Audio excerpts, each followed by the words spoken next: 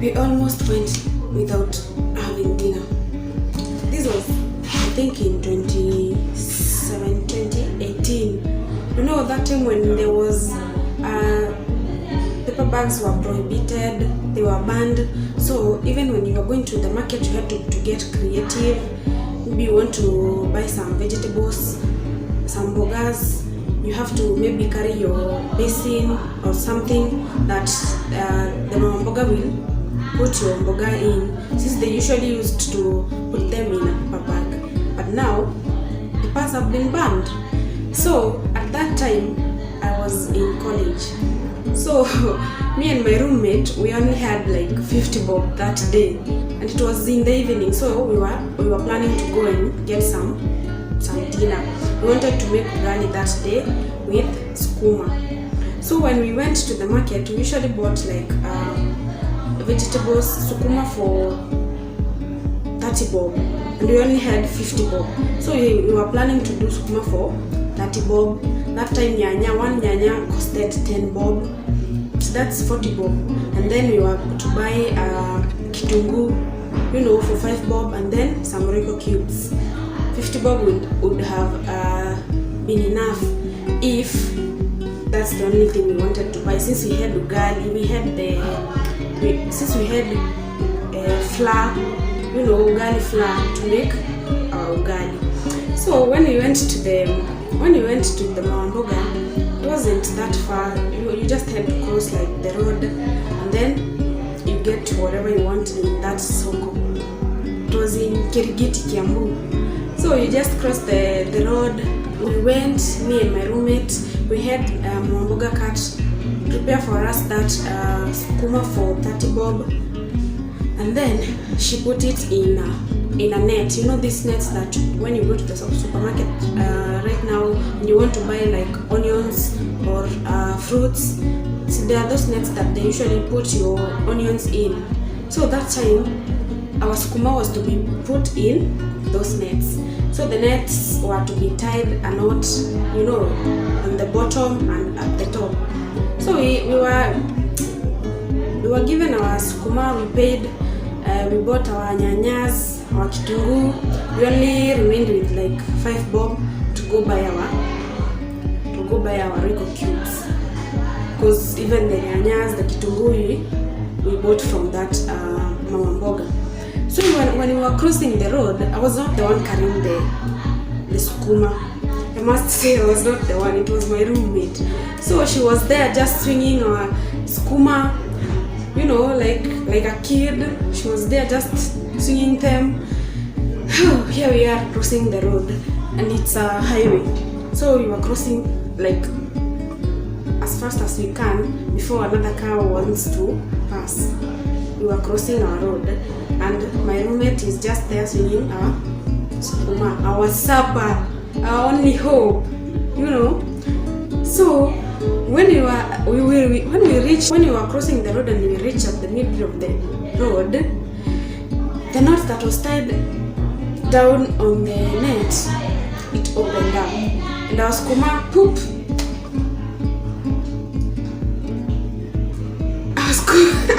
Our sukuma fell all over the road. Imagine our 30 bob sukuma, our only hope, our only dinner, you know, it fell all over the road. And even another car was coming by, so we could not even like sweep it in or take it, because it's a road, it's dirty obviously, and you can't even collect it since it had scattered everywhere, since my roommate was just swinging the net. So tell me, what do? We just had to cross the road, and then when we reached the other side, I was so mad, like, because I knew I didn't have any other money, she didn't have any other money. That was our only hope at that time. Our only hope, that 50 bob head, you know, those kuma for 30 bob, they were scattered all over the road, and the vehicles were passing by and they were stepping on them. I couldn't even believe that I was seeing my supper being you know, stepped on by people who are crossing the road. And here we are just carrying our kitungu and our nyanyas and 5 bob. So what do we do for our supper? What do we do? You just tell me, what do we do? That was what I was asking my roommate. What do you want us to do? Because you have just spoiled everything. You have just spilled our skuma everywhere, our supper, and we didn't have any other thing. What do you want us to do? You just tell me, what do you want us to do? So my roommate was there just stammering, not knowing what to say. She was just, we even started laughing at ourselves. We laughed at ourselves because we knew now we had messed up. We had really messed up. And how, I don't know if it's my ego and my roommates also ego, we couldn't go asking people for money, even our friends. We didn't want to do that. We just are not like that. We didn't want to start begging other people for money or for supper or for something. We didn't want to borrow anyone, But then I don't think we had otherwise. We just had to do something, or else we would go without food for that night. And the next day was a school day. So just imagine going to bed without having taken anything, and then the next morning at 8 you have a class to attend. You won't even have breakfast because you didn't have any leftovers. Most of the time we would take the leftovers as our breakfast. Now we didn't even have that we didn't have those leftovers. So the next morning we would have to only take our turungi, because we usually made either turungi or coffee. We would only have to take that and go to class. You can imagine that hunger from the previous day. The only meal that we had that day was during lunchtime, and it was not a heavy meal. It was just some mandazis and some coffee that we had shared. We bought a coffee, one coffee and 2 mandazis. So we shared. So imagine, that's the only meal that we had that day. And now here we are. We are going to we don't have any supper. And then tomorrow morning we have our turungi, our coffee, and go back to school and go to class. Are we even going to be able to concentrate? I don't think that would have been possible. So the only choice that we had, not even a choice, the only thing that we could do was seek help. Somebody called 911. We had to seek help. Now, because I was not the one who spilled the skuma, I couldn't. I just told her, you have to find a way to get at least 20 bob and go buy another skuma. So my roommate had to let her guard down, and then she had to borrow 20 bob from another friend. And it was not that easy going to ask for some 20 bob. When someone sees you, maybe umeng'ara huko nje, you're well clothed, maybe another time he or she even saw you taking some meat, maybe just in the course of the week. Now they had seen you maybe you are misusing, maybe you are eating some snacks, and they think you are misusing your money, and now here you are borrowing 20 bob. Imagine now that, imagine that shame, the pride, our ego was being hurt so much, and that's not a good thing, So my roommate just had to let her guard down, and she borrowed 20 bob.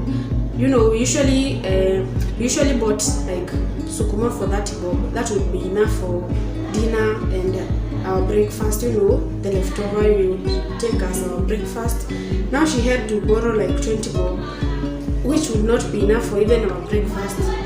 But we had to, we had to manage. So we prepared the sukuma for 20 bob, and the one nyanya that we had already got, and we got those cubes for those Rico cubes for 5 bob, and the kitunguu, and we just had to manage.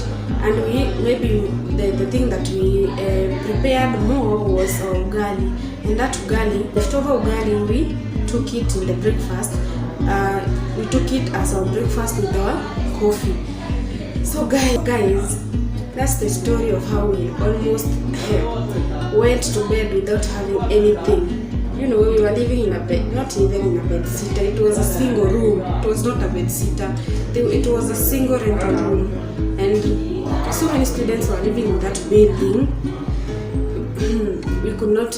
We didn't even want to like start borrowing anyone. We didn't want to tarnish our name.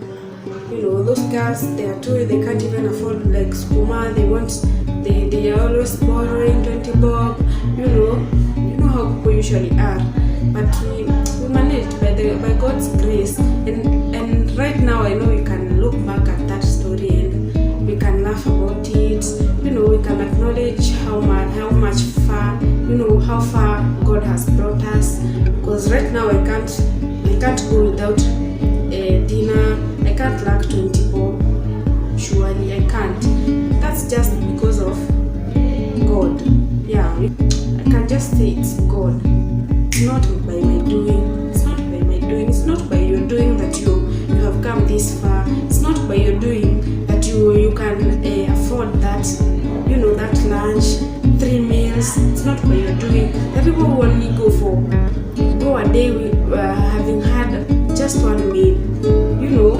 So it's not by your doing. Always be grateful for any milestone that you walk, any step that you take. You know, every step, every milestone, everything.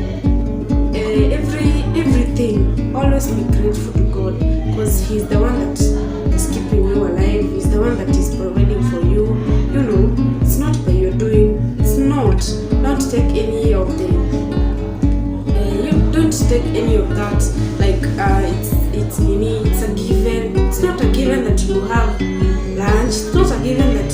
It's not given. It's not a must. You don't deserve it. It's not that you deserve it. It's just by His mercy, His grace.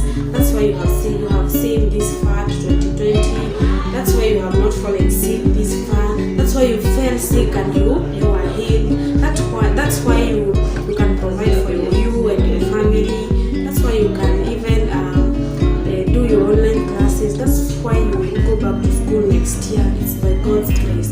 So always stay faithful. Stay thankful. Always thank God for every milestone that you take. You know, yeah. And so guys, we have come to the end of this video, and I'm so grateful to you guys who have subscribed to my channel, for watching my videos, you know, for liking my content, and don't even forget to share. And yeah, and I know we will go very far. You know, we are going to also look back at this more